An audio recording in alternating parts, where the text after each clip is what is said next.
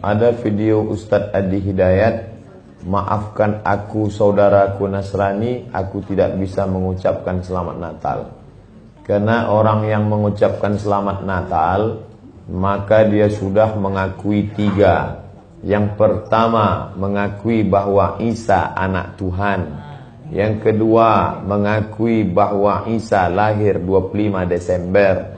Yang ketiga, mengakui bahwa Isa mati di palang salib.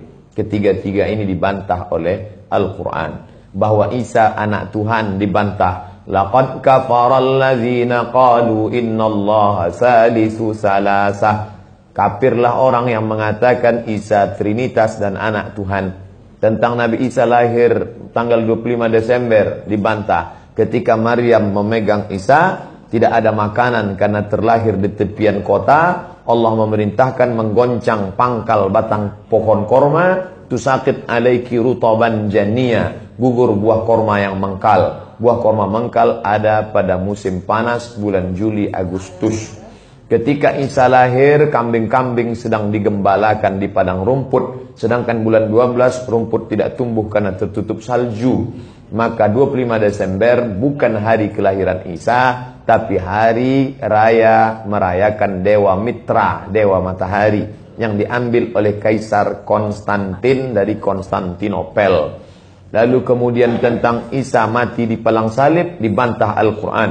Wa ma qataluhu, mereka tidak membunuhnya. Wa ma salabuhu, mereka tidak menyalibnya. Walakin syubbihalahum, ada orang lain yang diserupakan wajahnya dengan Isa. Dialah Yudas Iskariot, murid Isa yang menjual imannya dengan beberapa keping uang emas. Saya punya kawan Kristen Masehi, tapi dalam masalah hubungan baik, masalah ngasih makanan, masalah beri pakaian, oke. Tapi kalau sudah terkait dengan akidah, wala ana abidu ma'abadtum wala antum abiduna ma'abud lakum dinukum waliyadin. Tentang masalah tahun baru, apakah 1 Januari itu bersih, tidak ada hubung kait dengan agama? Maka tidak benar. 1 Januari 2018 Masehi, seolah-olah Masehi terkait dengan Al-Masih Isa alaihissalam.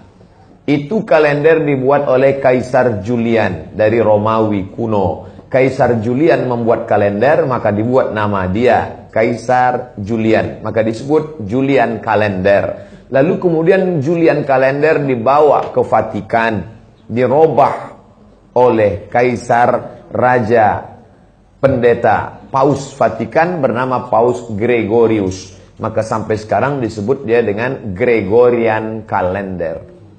Lalu kemudian ketika terbentuk PBB, United Nation, Persatuan Bangsa-Bangsa, bingung mau pakai kalender apa? Di dunia banyak sekali kalender. Maka diseragamkanlah, dipakailah Gregorian kalender. Yang sebelumnya kita kerajaan Pasundan, kerajaan Demak, kerajaan Riau, Sripura itu pakai kalender Hijriah. Termasuk Yogyakarta pakai kalender Saka, karena Sultan Agung Jawa mengkawinkan antara kalender Jawa dengan kalender Hijriah. Karena ingin mendamaikan antara Jawa dengan Islam. Maka setiap menyambut tahun baru Saka sekaligus menyambut tahun baru Hijriah. Kalender Masehi muncul belakangan, tidak tepat penisbatannya kepada Al-Masih karena Isa tidak tahu menahu tentang itu. Itu murni diambil oleh Kaisar Gregorius yang diambilnya ke Vatikan menjadi Gregorian kalender. Jadi kita menyatakan tahun baru, betul tahun baru, tapi tahun baru Romawi. Tahun baru Romawi, jangan kaitkan kepada Isa alaihissalam. Dia masih terkait. Adapun tahun baru Jepang, tak ada terkait dengan akidah. Nah ini tahun kalender yang baru.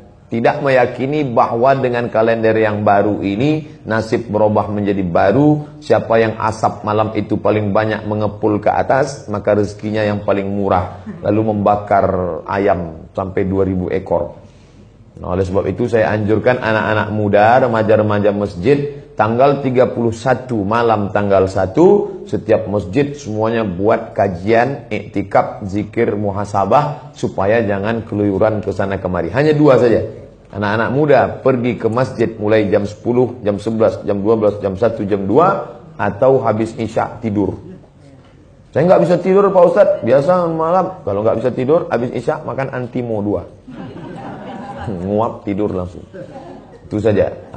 Adapun nanti Ustadz malam tahun baru apakah buat muhasabah di masjid? Enggak. Saya berangkat 28-29 umroh, maka tahun baru di Madinah. Tahun lalu juga begitu. Tapi tahun sebelumnya dibuat acara muhasabah. Wallahu a'lam.